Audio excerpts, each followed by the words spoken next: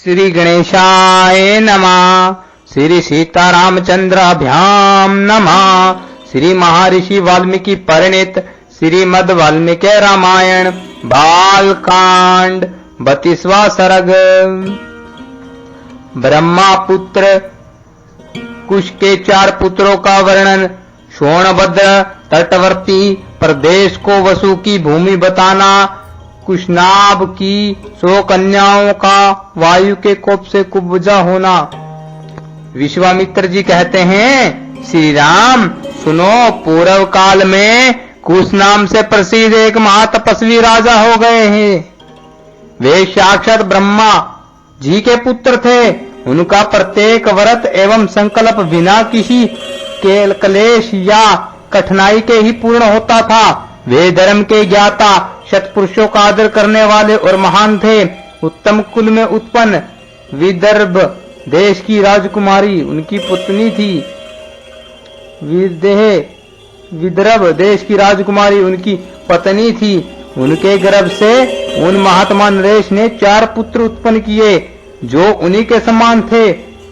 उनके नाम इस प्रकार है: कुशांब, कुशनाभ, असुरत, रजस तथा वसु। ये सब के सब तेजस्वी तथा महान उत्साही थे। राजा कुश ने प्रजा रक्षाण रूप अक्षत्रिय धर्म के पालन की इच्छा से अपने उन धर्मनिष्ठ तथा सत्यवादी पुत्रों से कहा, पुत्रों सुनो, प्रजा का पालन करो, इससे तुम्हें धर्म का पूरा पूरा फल प्राप्त होगा। अपने पिता महाराज कुश की यह बात सुनकर उन 4 लोक शिरोमणि नरश्रेष्ठ राजकुमारों ने उस समय अपने अपने लिए पृथक पृथक नगर निर्माण कराया। महातेजस्वी कुशनाभ ने कौशाम्बी पुरी बसाई, जिसे आजकल कोसम कहते हैं। धर्मात्मा कुशनाभ ने महोदय नामक नगर का निर्माण किया। परम बुद्धिमान असुर तरजस ने धर्मारण्य नामक एक श्रेष्ठ नगर बसाया तथा राजा वसु ने गिरिव्रज नगर की स्थापना की। महात्मा वसु की यह गिरिव्रज नामक राजधानी वसुमती के नाम से प्रसिद्ध हुई।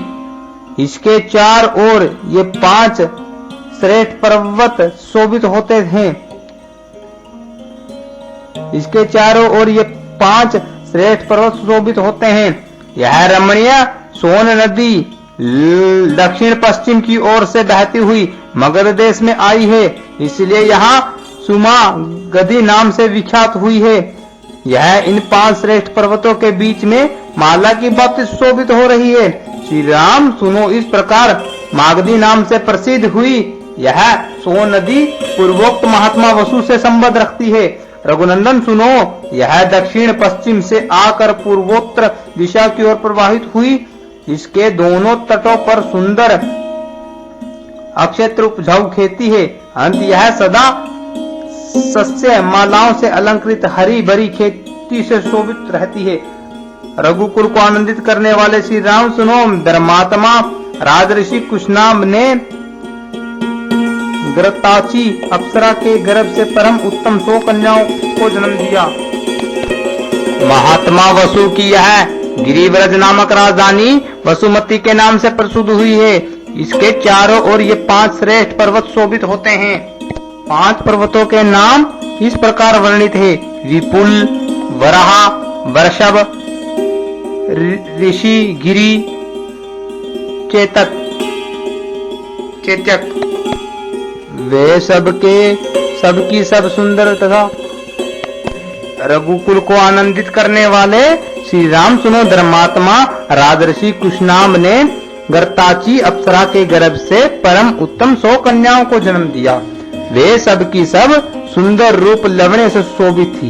धीरे धीरे युवा अवस्था ने आकर उनके सौंदर्य को और भी बढ़ा दिया। रघुवीर सुनो, एक दिन वस्त्र और आभूषणों से विभूषित हुए सभी राजकन्या उद्यान भूमि में आकर वर्षा ऋतु में प्रकाशित होने वाली विभिन्न मालाओं की भांति शोभा पाने लगी। सुंदर अलंकारों से अलंकृत हुई वे आंगन में गनाएं गाती बजाती और नृत्य करती हुई वहां परम अमोद प्रमोद में मगन हो गई। उनके सभी अंग बड़े मनोहर थे।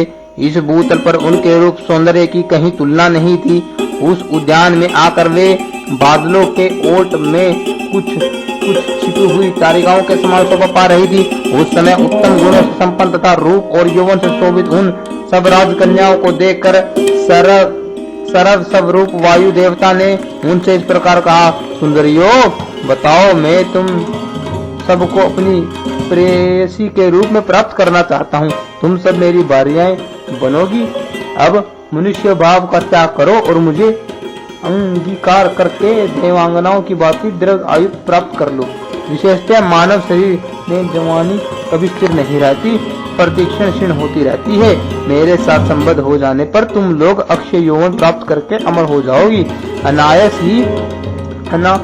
ही महान कर्म करने वाली वायुदेव का यह कथन सुनकर वे सो कन्याएं अवहेलना पूर्वक हंसकर बोली, सूर्यश्रेष्ठ, सुने, आप प्राण वायु के रूप में समस्त प्राणियों के भीतर विचरते हैं, अंत सबके मन की बात जानते हैं। आपको यह मालूम होगा कि हमारे मन में आपके प्रति कोई आकर्षण नहीं है। हम सब बहिनें आपके अनुपम प्रभाव को भी जानती हैं, तो भी हमारा आपके प्रति अनुराग नहीं है। ऐसी दशा में यह अनुचित प्रस्ताव करके आप हमारा अपमान किस लिए कर रहे हैं? देव सुनो, देव शिरोमणे सुनो, हम सब की सब राजऋषि कुशनाभ की कन्याएं हैं। देवता होने पर भी आपको शाप देकर वायु पद से भ्रष्ट कर सकती हैं, किंतु ऐसा करना नहीं चाहती क्योंकि हम अपने तप को सुरक्षित रखती हैं। दुर्मते सुनो, वह समय कभी न आवे जबकि हम अपने सत्यवादी पिता की अवहेलना करके काम वंश या अत्यंत अधर्म पूर्वक समय ही वर ढूंढने लगे। हम लोगों पर हमारे पिताजी का प्रभुत्व है, वे हमारे लिए सर्वश्रेष्ठ देवता हैं। पिताजी हमें जिसके हाथ में दे देंगी वही हमारा पति होगा।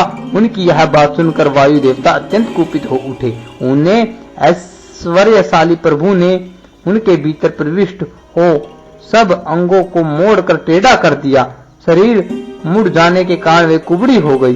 उनकी आकृति मुट्ठी बंधे हुए एक हाथ के बराबर हो गई। वे भय से व्याकुल हो उठी। वायुदेव के द्वारा कुबड़ी की हुई उन कन्याओं ने राजभवन में प्रवेश किया। प्रवेश करके वे लज्जित और उद्विग्न हो गई। उनके नेत्रों से आंसुओं की धाराएं बहने लगी। अपनी परम सुंदरी प्यारी पुत्रियों को कुब्जा के कारण अत्यंत दयनीय दशा में पड़ी देख राजा कुशनाभ घबरा गए और इस प्रकार बोले, पुत्रियों, बताओ यह क्या हुआ? बताओ, कौन प्राणी धर्म की अवहेलना करता है?